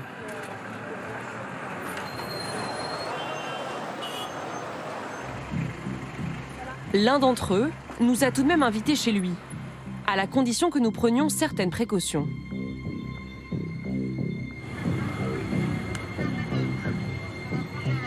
Il habite dans un quartier où les étrangers passent difficilement inaperçus.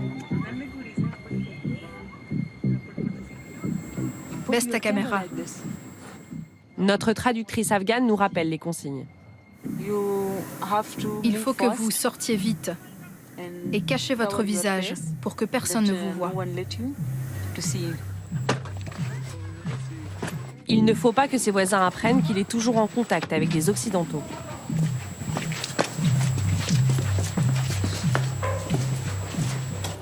Il s'appelle Adib, il a 33 ans.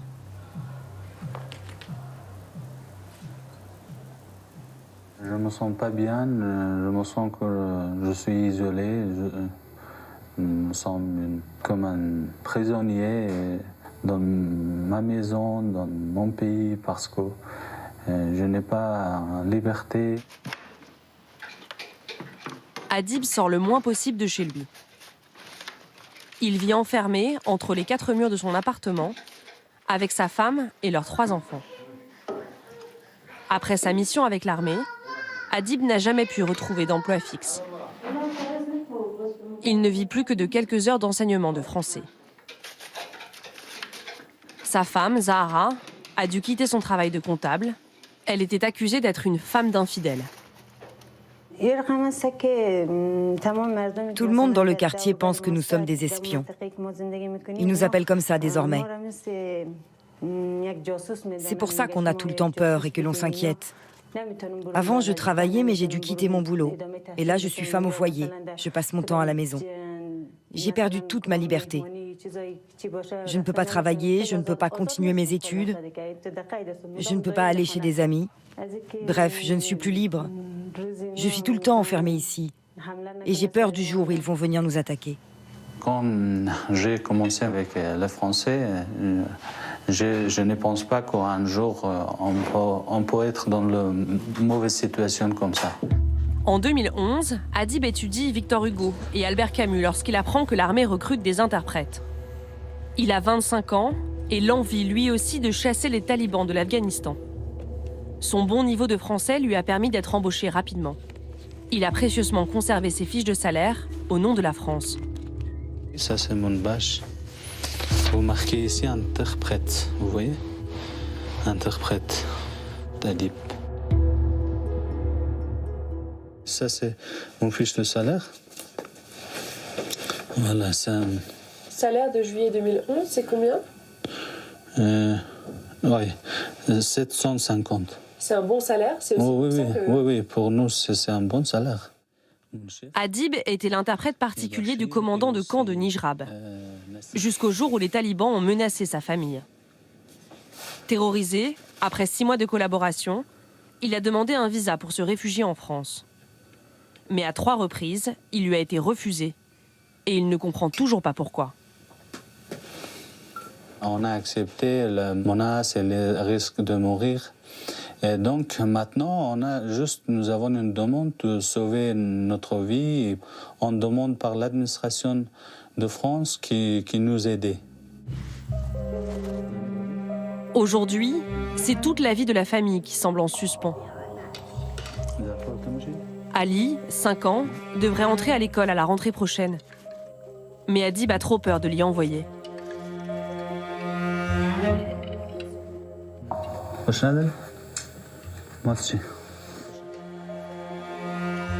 Adib sait que les talibans s'en prennent aux familles des anciens employés de l'armée française. C'est ce qu'il sait passer pour Ashraf. Lui aussi a été traducteur pour la France. Pour nous rencontrer à Kaboul, il a pris des risques. Il a emprunté l'une des routes les plus dangereuses du pays. Les talibans y contrôlent de nombreux checkpoints.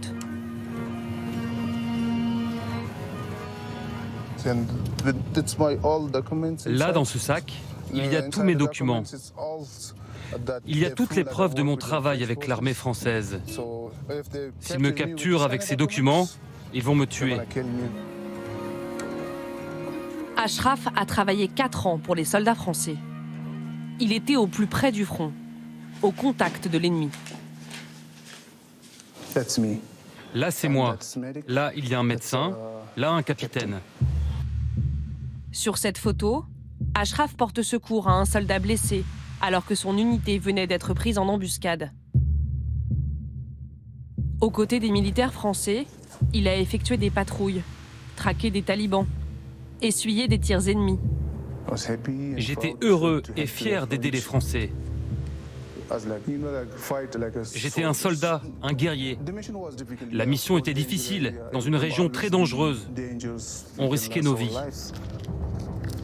Un soldat presque comme un autre, jusqu'au départ des troupes françaises. Pour les talibans, c'est l'heure des représailles. Ashraf affirme qu'en juillet 2016, ils ont assassiné son frère. C'était pas seulement mon frère, c'était aussi mon meilleur ami. Je ne l'oublierai jamais, car il a sacrifié sa vie pour moi. Il est allé dans mon village pour rendre visite à nos parents. Tard dans la nuit, des talibans sont arrivés Ils étaient 40. Ils ont encerclé le village et notre maison. Lorsqu'ils ont trouvé mon frère, ils ont commencé à le frapper pour qu'il leur donne mon adresse. Comment l'ont-ils tué? En le frappant et en lui tirant dessus. Les talibans l'ont tué sous les yeux de mes parents. Et ensuite, ils leur ont dit « Nous trouverons votre fils où qu'il soit, nous le chercherons dans tous les recoins de l'Afghanistan, parce que nous avons les preuves qu'il a travaillé avec l'armée française. » Ashraf est écœuré par ce qu'il appelle l'ingratitude de la France. J'ai travaillé pour les forces françaises et j'ai mis ma vie en danger pour eux. Et ils me laissent tomber ici. Alors qui est responsable de ça? Qui? L'armée française, le gouvernement français. Je les ai aidés et je suis encore ici. J'ai perdu mon frère. Pourquoi? Parce que j'ai travaillé avec l'armée française. Ravagé par le chagrin et la culpabilité, Ashraf se demande à quoi ont servi ces 18 années de guerre. Il s'est battu pour amener la paix dans son pays. Mais chaque jour, l'Afghanistan sombre un peu plus dans la violence. Kaboul est une ville barricadée. Sous tension permanente, frappée régulièrement par les attentats. Depuis le début du conflit, 2018 a été dans le pays l'année la plus meurtrière pour les civils. Les talibans n'ont jamais semblé aussi proches de reprendre le pouvoir. Les anciens interprètes savent qu'ils risquent d'être leur première victime.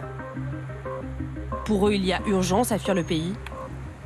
Adib est leur chef de file.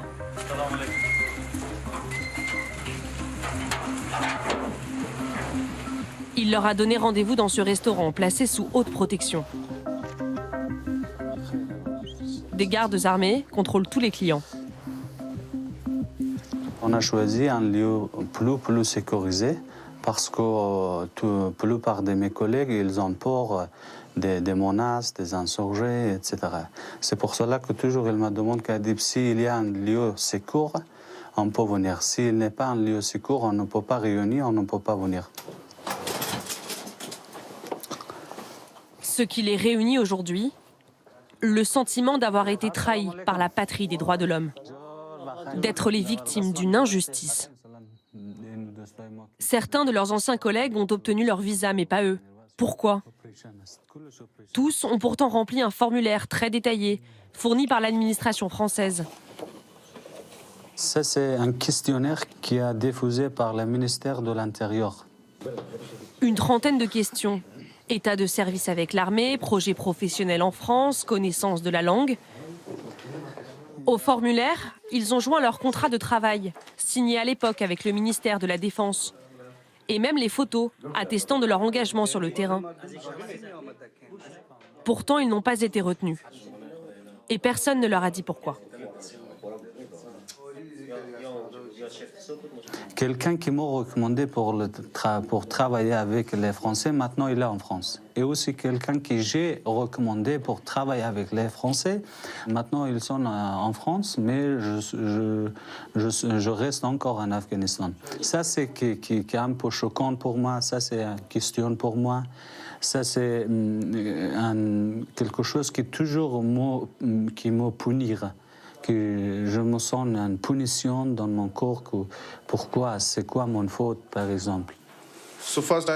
Qu'est-ce qu'il faut que je fasse? Que je m'immole devant l'ambassade de France à Kaboul? Je n'en peux plus. Vous vous sentez comment? Je me sens très mal. Je supplie le gouvernement français, s'il vous plaît, sortez-nous de là. C'est notre dernière chance. La prochaine fois qu'un membre de ma famille sera capturé par les talibans et qu'ils me menaceront, je n'aurai pas le choix. Je vais devoir me rendre. Et alors, à ce moment-là, ce sera vraiment une honte pour le gouvernement français. Ashraf se sent méprisé par la France, mais pas par ses soldats, avec lesquels il a gardé contact. Bonjour, capitaine.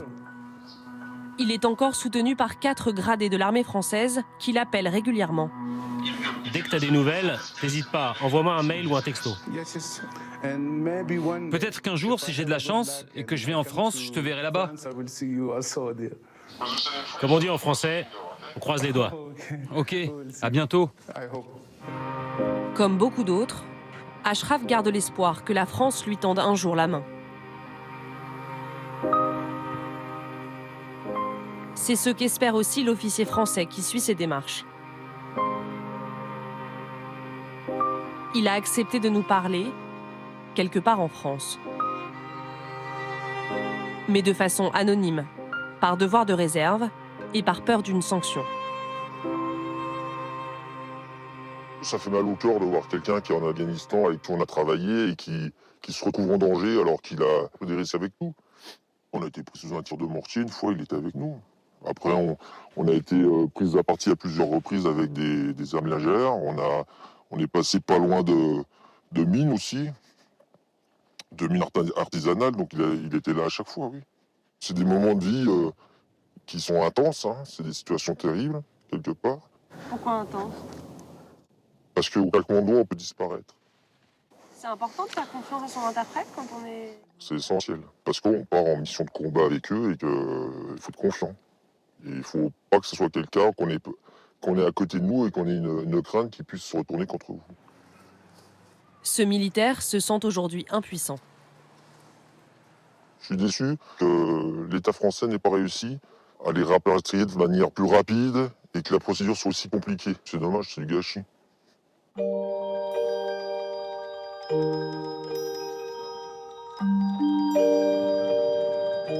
Le jour où elle a découvert toute cette histoire dans la presse, Caroline de Croix a éprouvé un sentiment de honte pour son pays.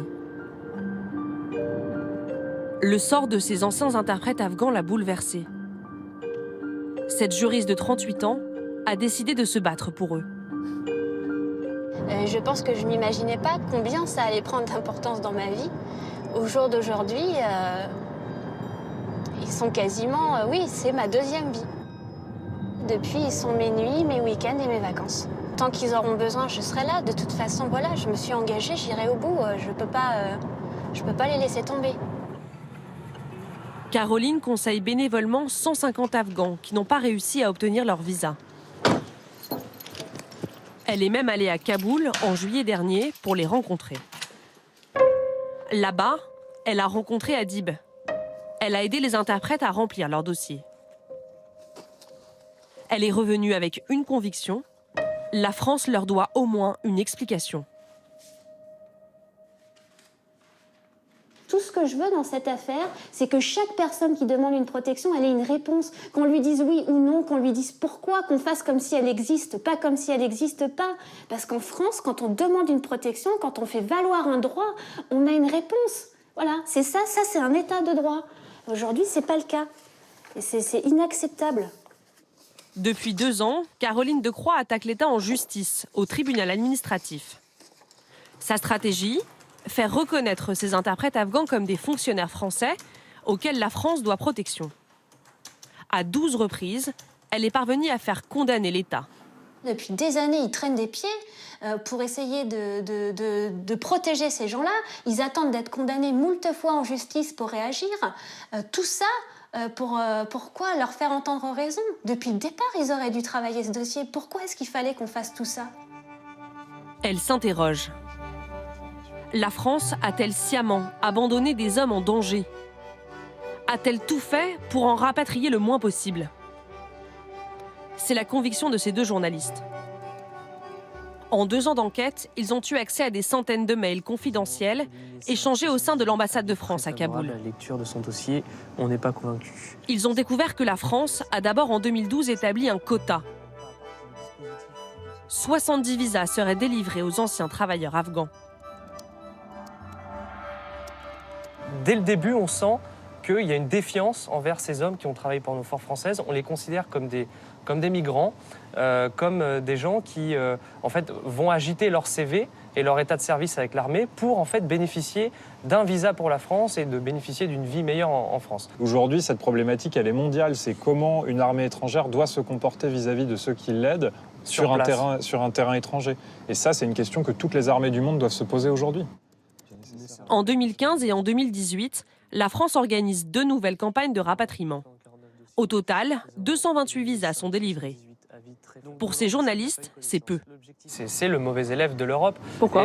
Pourquoi ? Parce que si on compare par exemple avec l'Allemagne qui avait un contingent d'auxiliaires afghans qui était à peu près équivalent, l'Allemagne en a rapatrié 760. 760 interprètes, donc 4 fois plus que la France. Ensuite, la comparaison avec les États-Unis, elle est compliquée à faire en termes de chiffres, puisque le contingent militaire était plus de 10 fois supérieur. Mais les critères américains sont beaucoup plus objectifs et beaucoup plus transparents que les nôtres. Ce qui fait que oui, la France fait clairement figure de mauvais élève par rapport aux autres pays de la coalition. Par exemple, les Portugais, qui avaient un tout petit contingent, ont eux carrément rapatrié leurs serveurs parce qu'ils avaient un bar au sein de leur base militaire. Donc certains pays européens ont été beaucoup plus généreux, oui. Quels sont les critères de la France ? Le ministère des Affaires étrangères, chargé de délivrer les visas, refuse de répondre à nos questions. Tout comme le ministère des Armées, dont dépendent ces anciens employés afghans. C'est donc lors d'une conférence de presse, pour la mixité dans les armées, que nous posons tout de même nos questions à la ministre Florence Parly. Qui déclineront dans le cadre de ce plan mixité. Merci. Bonjour Madame la Ministre. J'ai une question pour l'émission Envoyé spécial de France 2 qui concerne le sort des anciens interprètes qui ont travaillé pour l'armée française en Afghanistan. Il y a encore des hommes qu'on allait rencontrer pas plus tard que la semaine dernière en Afghanistan. Certains sont dans des situations de détresse extrême. Ils n'ont pas été retenus dans la dernière procédure de rapatriement. Comment vous l'expliquez ? Est-ce que la France n'a pas un devoir moral envers ces hommes ?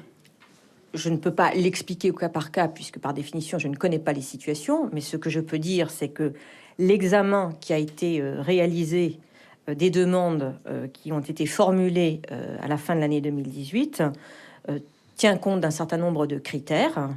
Et je suppose que les personnes qui n'ont pas pu être admises ne remplissaient pas tous les critères. Justement, c'est des critères qu'ils ne connaissent pas. La plupart d'entre eux, ils sont environ une centaine encore en Afghanistan, n'ont pas de réponse de la France. C'est-à-dire qu'ils n'ont pas de motivation du refus de leur demande.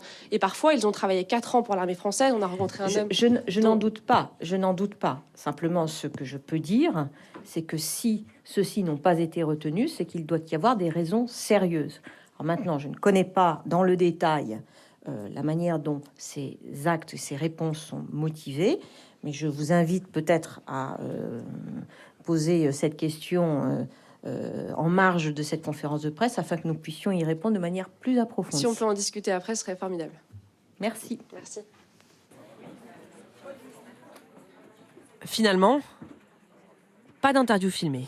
Excusez-moi, on peut discuter 5 minutes du coup ? Quelques questions ? D'accord. Bonjour. Bonjour. Attendez, on peut revenir dans 2 minutes. Moi, je ne vais pas faire ça devant un micro. C'est un échange.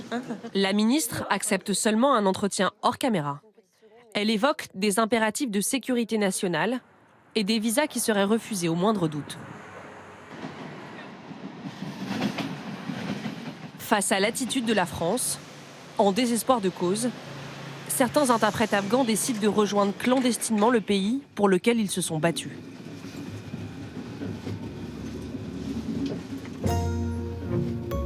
À 31 ans, Bassir est un homme abîmé, épuisé. Il est passé par l'Iran, la Turquie, la Grèce, l'Allemagne. Il a payé des passeurs 5 000 € pour rejoindre la France par ses propres moyens. Après avoir fait la guerre aux côtés des soldats français, il est aujourd'hui SDF à Paris. Je suis fatigué. J'ai pas de logement. Un jour je suis ici, un autre ailleurs. C'est pas normal.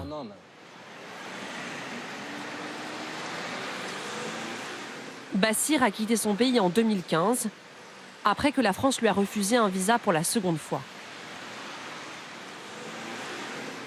Le début de son long périple chaotique. Lorsqu'il arrive en France en mai 2017, il doit dormir dehors.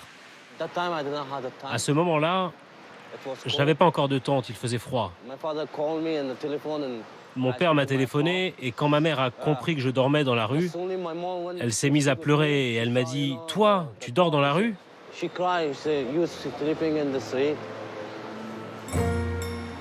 Au temps où il servait la France, Bassir n'aurait jamais imaginé qu'il se retrouverait 7 ans plus tard sous l'un de ses ponts. Lui aussi a participé à des missions dangereuses avec les forces françaises dans la vallée de la Kapisa de 2011 à 2012. C'est lui sur ces images, les cheveux longs. Un travail récompensé par cette carte officielle d'anciens combattants et même cette médaille. Un homme décoré, mais sans papier. Vous appelez ça un accueil? Ça, là? J'imaginais pas que ça se passerait comme ça. Je m'étais dit que j'allais venir en France parce que j'ai travaillé avec l'armée française. J'ai mes contrats, mes lettres de recommandation, je vais leur montrer, ils vont me protéger. Ils vont pas me laisser à la rue. Et maintenant, je me rends compte que j'avais tort. Bassir a déposé une demande d'asile. En attendant, il lutte chaque jour pour survivre. Bassir prend des cours de français dans une association. Ok, bonjour à tous déjà. Est-ce que vous me comprenez tous quand je parle français? Donc, un château, c'est masculin. Tu l'écris à côté, Bassir? Toi, t'écris pas trop à côté, je vois pas grand-chose là. Là, tu mets une maison. Là, tu mets un tramway. Là, tu mets le travail. Et tramway... Comment ça se passe? Comment ça se passe? Les cours? C'est cool. Oui. C'est magnifique. Super. Super. Oui. Bonne nuit. À l'autre bout de la France. Ça va? Oui, ça va. Dounia, 3 ans, prononce elle aussi ses premiers mots en français. C'est la fille d'Arifoula, l'interprète qui est arrivée à l'aéroport 2 mois plus tôt. Sa famille a emménagé dans cet appartement au Mans. Un logement social mis à disposition par l'État. Il pourra travailler lorsqu'il aura reçu son titre de séjour.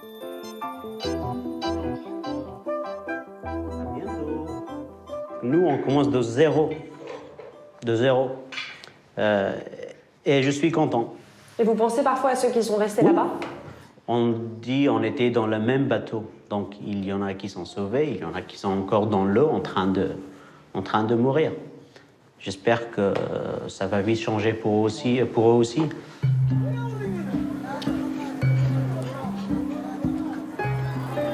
Parmi les naufragés, Ashraf, lui, est toujours à Kaboul.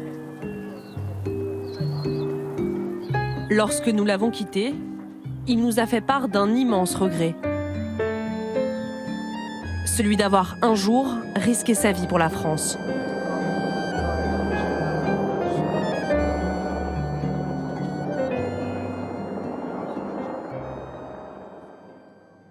Merci d'avoir suivi ce nouveau numéro d'Envoyé spécial. Vos réactions, vos commentaires, c'est sur les réseaux sociaux. Nos reportages restent bien sûr disponibles sur franceinfo.fr. Et tout de suite, c'est Complément d'enquête avec une émission spéciale réalisée en Irak. Et avec vous, Jacques Cardoz.